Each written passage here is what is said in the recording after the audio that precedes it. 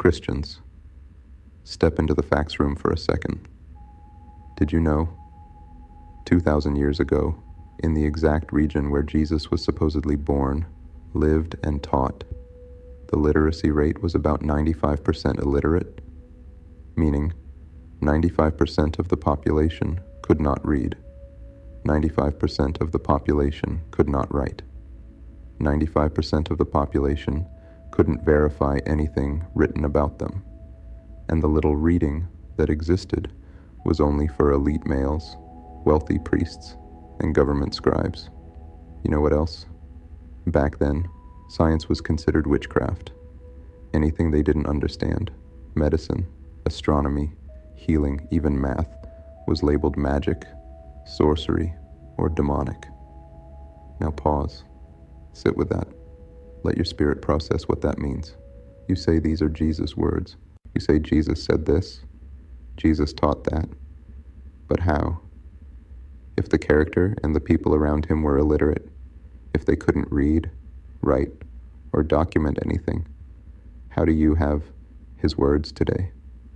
If the followers couldn't read or write, if the fishermen, farmers, shepherds, and peasants had zero access to education, if the culture didn't even believe in science, then tell me, who wrote his words?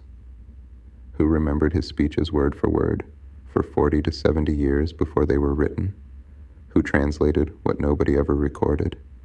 Who spoke for Jesus when Jesus couldn't write a single sentence? Let me go deeper. When a society is 95% illiterate, that means stories are passed by memory, not accuracy, by imagination, not knowledge, by repetition, not truth. And when you finally do write a story in a culture that can't read, you control the entire narrative, because no one can check it, question it, correct it, or confirm it.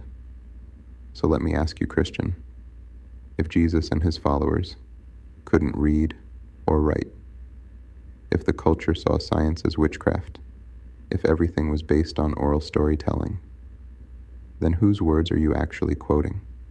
Because they're not Jesus. They're not eyewitness notes. They're not first-hand records.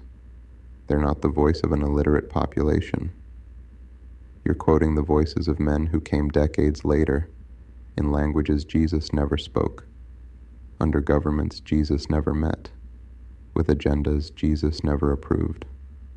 So when you say, Jesus said, I need you to stop and think, did he? Or did someone write a script about him in a room full of literate men, while the people who actually lived in that time could never read a single word of it? Make it make sense to your spirit.